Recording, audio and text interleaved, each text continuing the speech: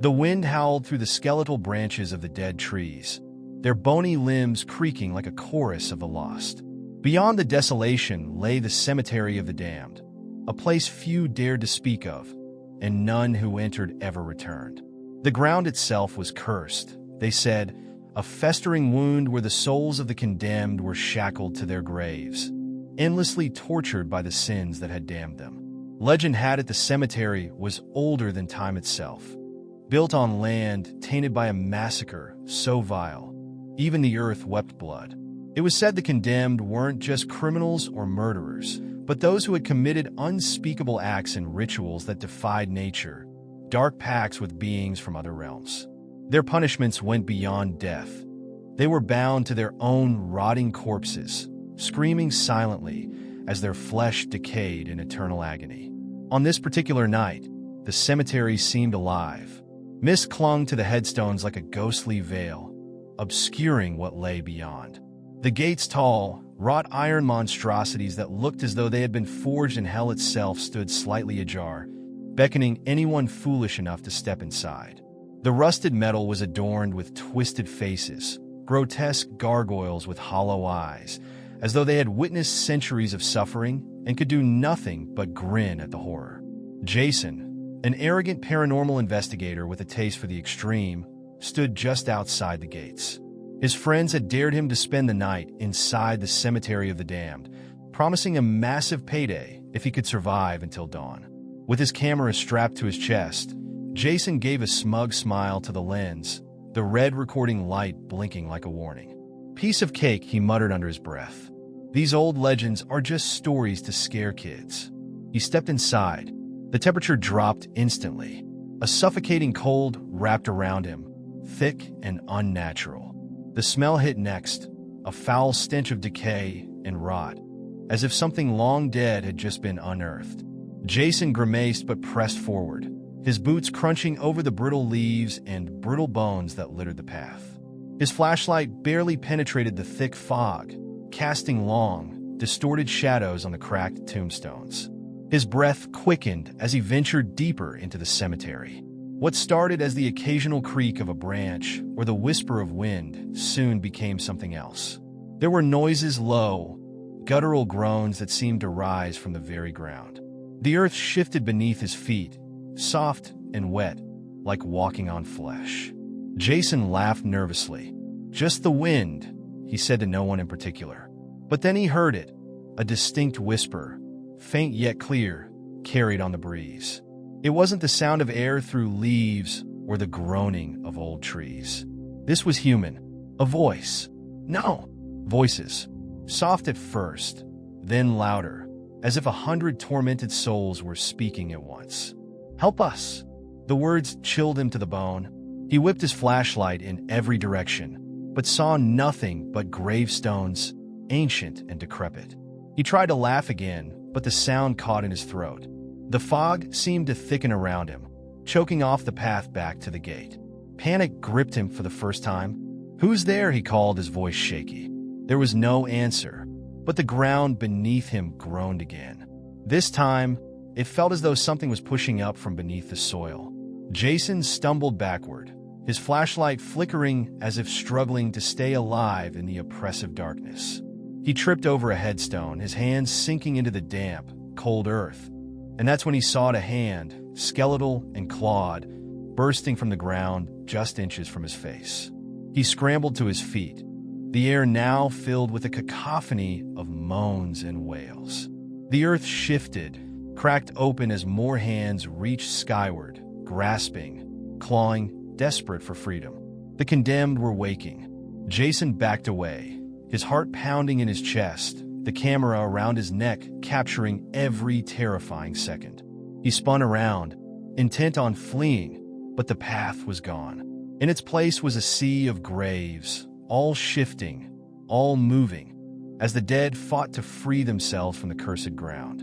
One of the corpses, its flesh hanging in ragged strips, pulled itself free. Its empty eye sockets stared straight at Jason, mouth open in a silent scream. Its jaw hung loose, swaying unnaturally as it dragged itself toward him, its bones scraping against the dirt. Jason screamed, the sound swallowed by the thick fog as more of the damned rose from their graves.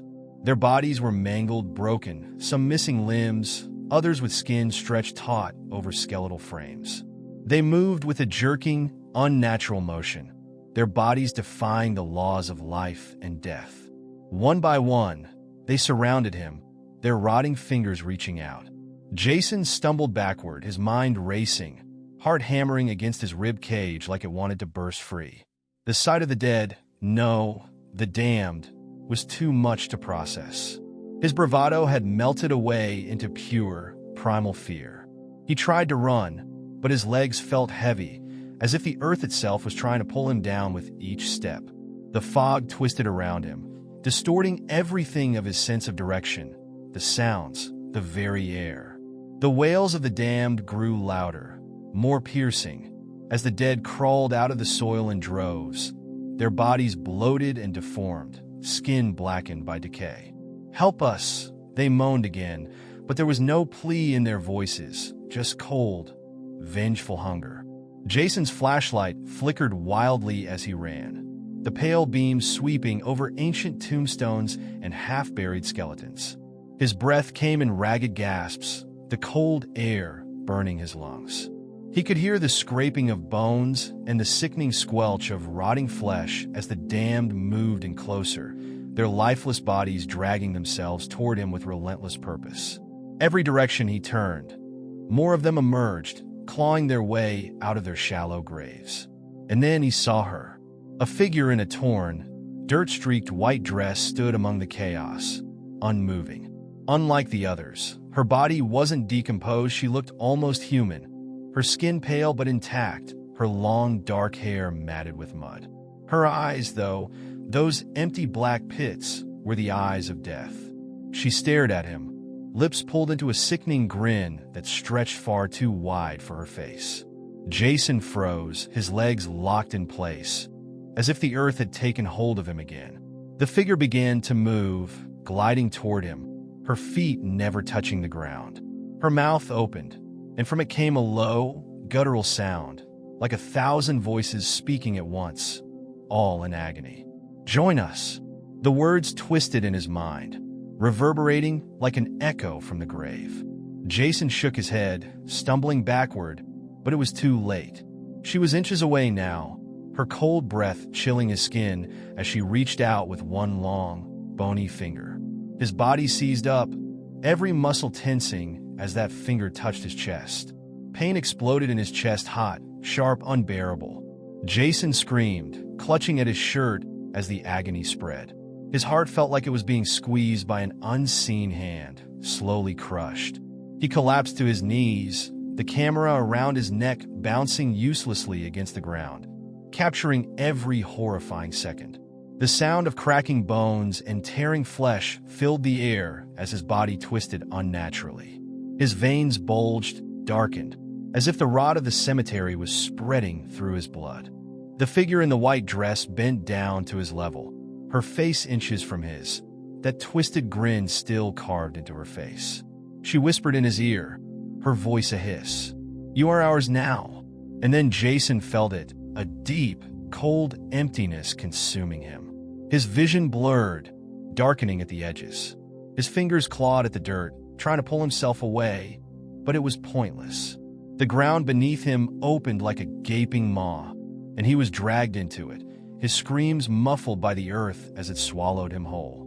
But the camera still lay on the ground, its red light blinking, recording. As the fog thickened, something moved in the distance, a figure watching from the shadows.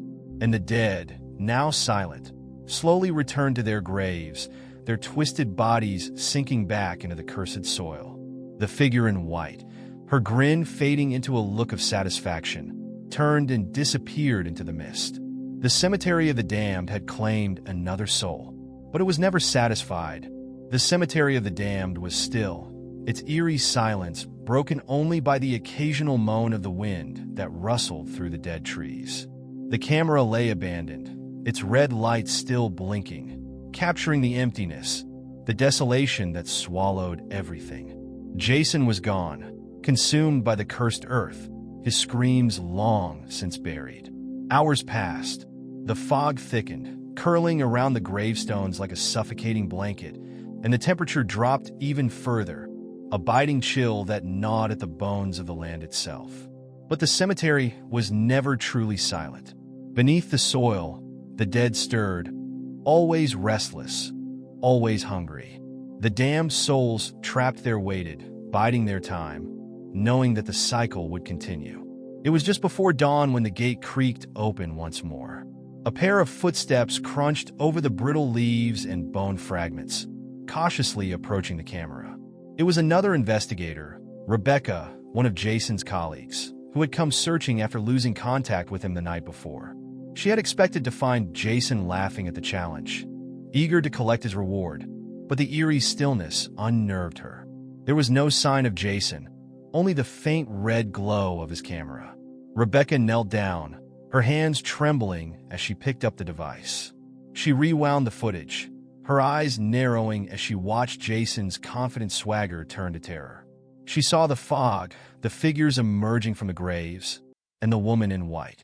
Her breath caught in her throat as she watched Jason's final moments, his body writhing in agony, his face twisted in horror as the earth swallowed him whole.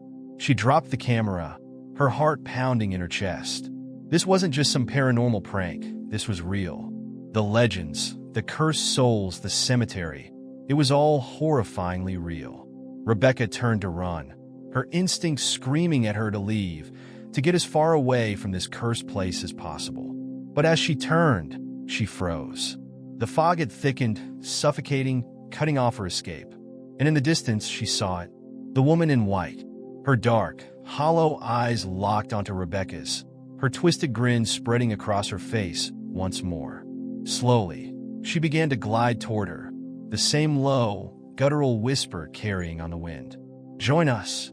Rebecca stumbled backward, her heart racing, terror flooding her every thought. She screamed, turning to run, but it was no use. The ground beneath her feet shifted, soft and wet, pulling her down just like it had with Jason. She tried to fight it, her fingers clawing at the dirt, but the cemetery had claimed her. The cold, skeletal hands of the damned burst from the ground, gripping her legs, her arms, pulling her deeper into the earth. The last thing Rebecca saw before the darkness consumed her was the woman in white, standing over her, that wicked grin the only thing visible as the fog closed in. And then there was silence. The cemetery of the damned, once again, had its due. The ground sealed over the bodies of its newest victims, leaving no trace of the horror that had unfolded. The camera lay abandoned once more, its red light blinking, forever capturing the horror that no one would ever see. The legends were true. The cemetery was a gateway to a place far worse than death, a place where the souls of the damned were condemned to suffer for eternity. It would wait, as it always did, for the next fool to cross its gates. Because the cemetery of the damned was never satisfied. It was always hungry, always waiting, and those who entered would never leave.